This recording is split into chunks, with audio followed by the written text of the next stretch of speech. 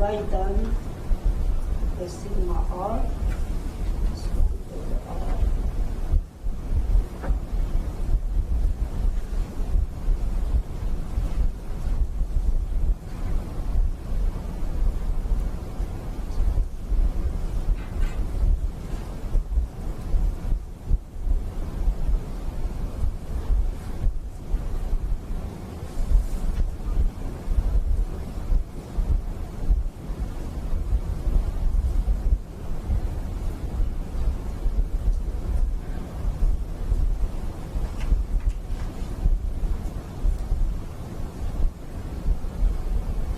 So now we can apply this relationship to find what the stress component would be like with the stress function like this. I'm going to solve probably just the sigma r here. So let me write down so we use this. So from here, of course, my f theta is equal to C1 r squared.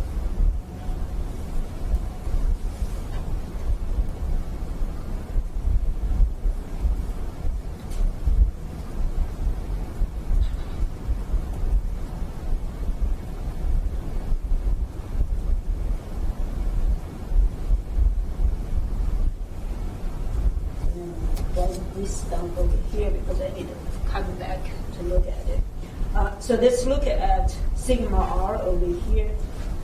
So the first term is 1 over r df over dr. And that is pretty straightforward. We just plug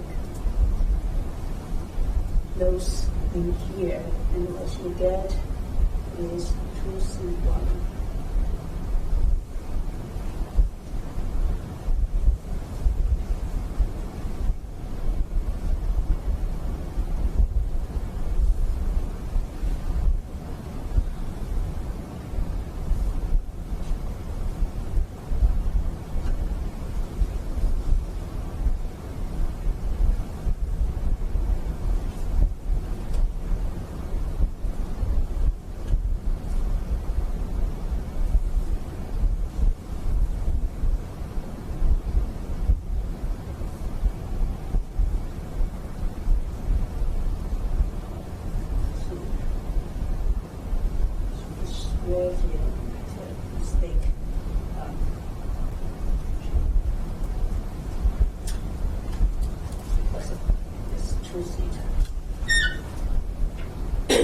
Okay, so if you combine this or clean it up a little bit,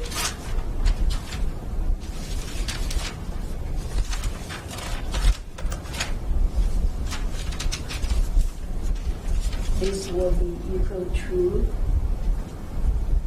2c1 log r plus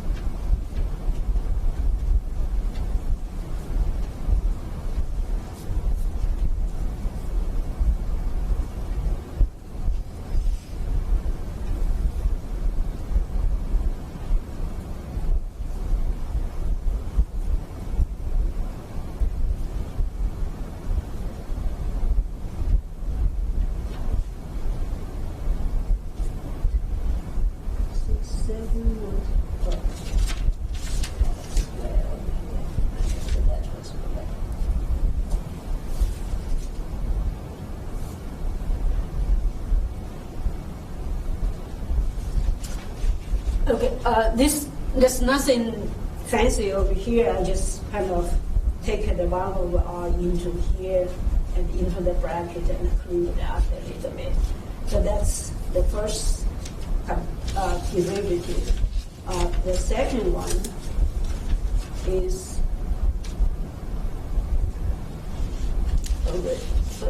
over here.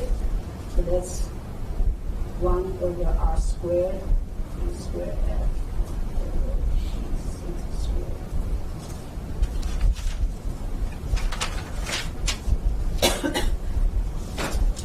So you put all the stuff in there, I'm not sure if you guys will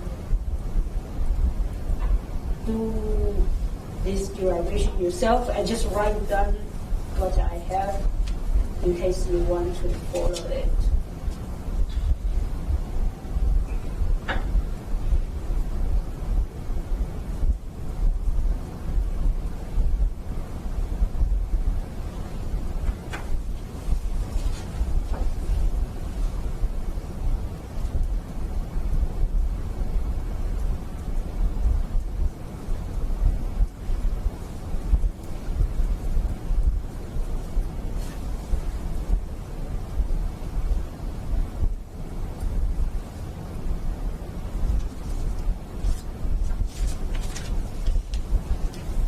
Okay, so that's the second term. So now when you add them, when you add these two together, then you get sigma r is equal to, so if I combine them a little bit, so we get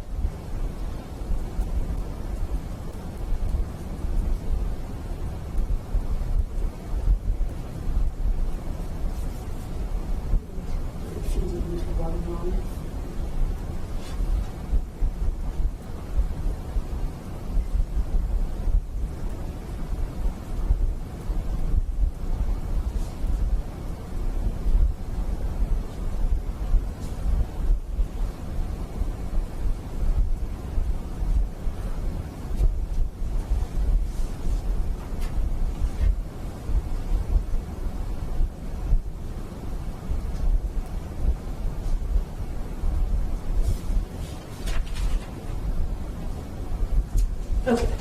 So that's kind of messy because now we have almost all of the 8 constant over here.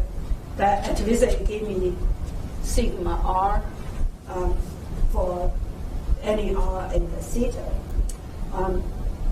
So now we can look at what the stress will look like and try to cancel out some of the constant. So for example, for r goes to infinity, you notice here you have the first term is log r, right? So if r goes to infinity, this goes to infinity. Anything else? I think that's the only one. That cannot be because sigma r should not go to infinity. That's bounded. So and the sigma r is bounded. C1 is 0. Right. So because of that, the only way to make sigma r bounded is that your C1 have to equal to 0. Right? And so that's nice. So those two terms goes out. Okay. So that gave me cancel out one after all this hard work. And then you can do the same thing for sigma theta. So I'm not going to derive it over here. I write down the result. If you want, so now C1 is 0, and the only constant I have is C2 minus C3 over R squared plus 2C5 plus 12 C6.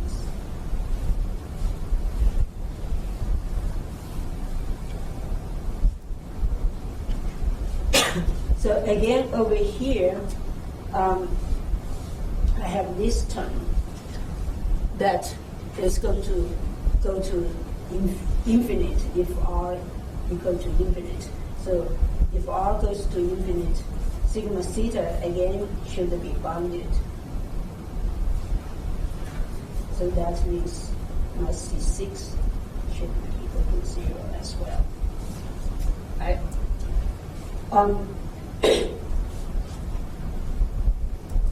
So the same thing for sigma r theta is bounded at r goes to infinity, and that gives me C C4 is equal to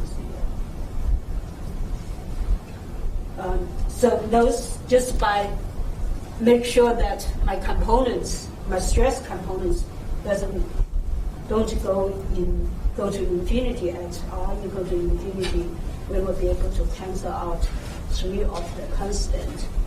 So what we have is just regroup. Is after that we got a simpler expression for the stress component.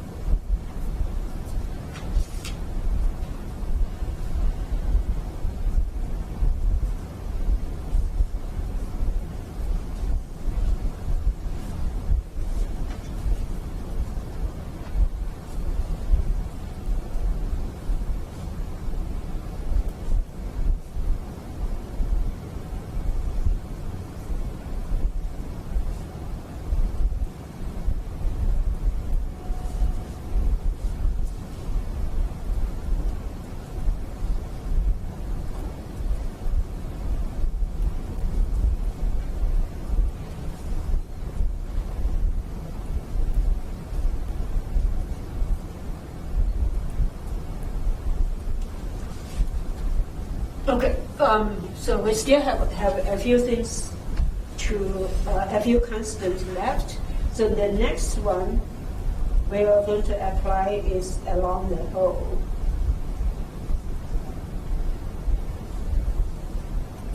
And we have said that before, along the whole piece of paper.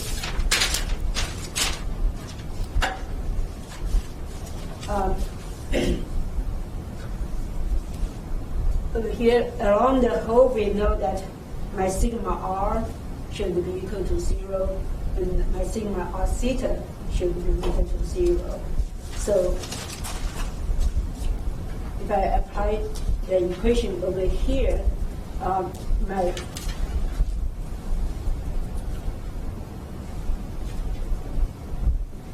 so from the first one, sigma r equal to 0 for all theta. So that means we should have this guy. If I go back to here, for all theta, this should be equal to 0. So the only way to satisfy that is the first one. The terms in the first bracket should be equal to 0, and the terms in the second bracket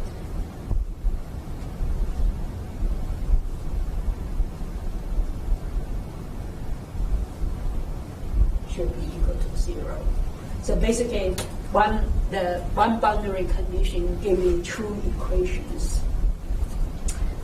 Similarly, if I have sigma r theta equal to 0 for all theta, that would be giving me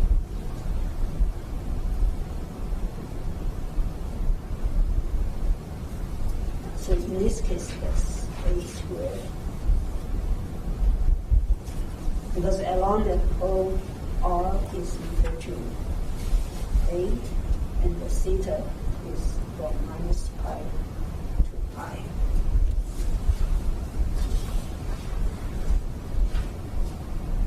Sigma r theta, again, give me just 1, that's 2c5 minus 6/7 over a to the power 4 minus 2c8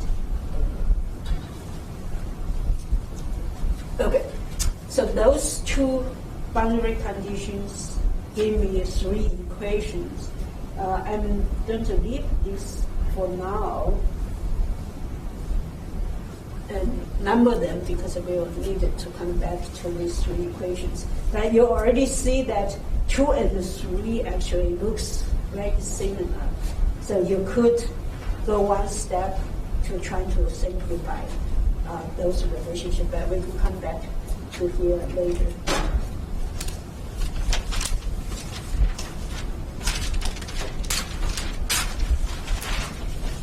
So that's one boundary condition. So just remember them, so I can track them. Yes.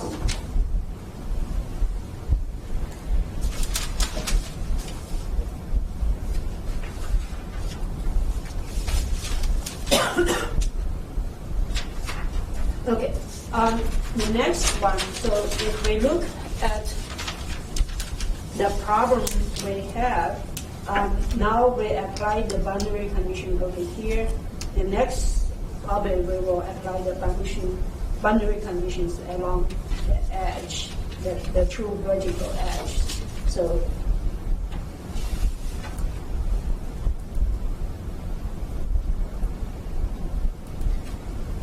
now, at the true vertical edge, suppose that we have x is equal to, write down the dimension over here.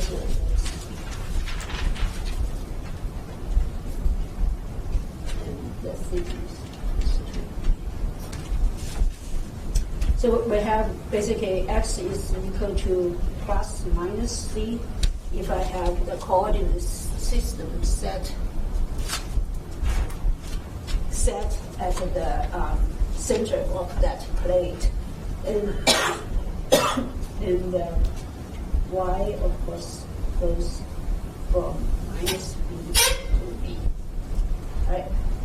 So at that edge, we know that we have sigma xx is equal to sigma 0, and the tau xy is equal to 0. So this is what we had before.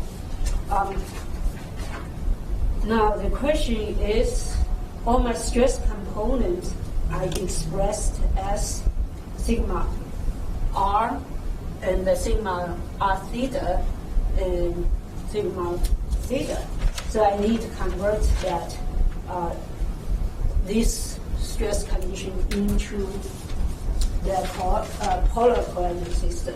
And we said last time that we have this equation of sigma r, sigma theta. Sigma r theta is related to the stress components in the Cartesian system with the angle, right? So we know the angle. The only thing is, in this case, we have only sigma x and the tau xy based on the boundary condition. We also need the sigma yy. So assume if this is large enough, if c goes to infinity, so if c is very large, or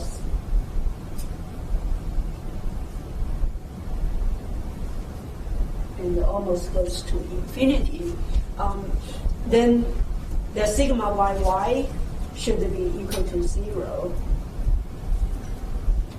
because the stress is all along the x direction, right? Around the hole, that's not the case, because the hole disturbs the stress condition. But further away from the hole, the sigma yy should be equal to 0. Okay. So from that, then we can use my stress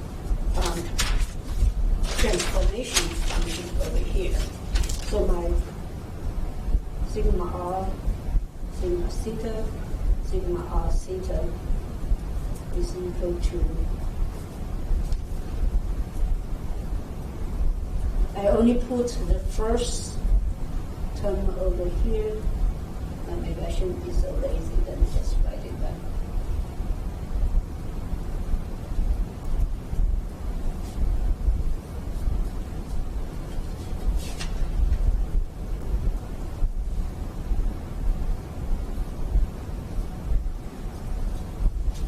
So I have over here, I'm supposed to have sigma x, sigma yy, and tau xy. So I just plug in the boundary condition. My sigma yy is 0, and my tau xy is equal to 0. So by applying the stress transformation, now I get my boundary condition in the polar system. So my sigma r is sigma 0 times cosine squared theta. Theta.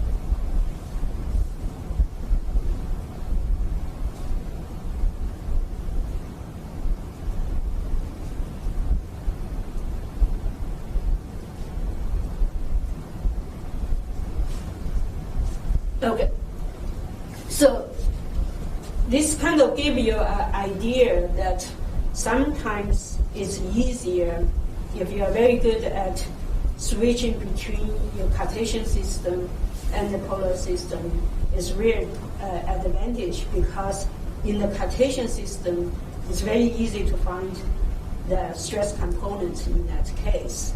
In the polar system, it's not necessary. So, right? So if you don't know that, you're trying to come up with that, you probably scratch your head and say, how did I come up with that? But if you see this, that's very clear. Okay.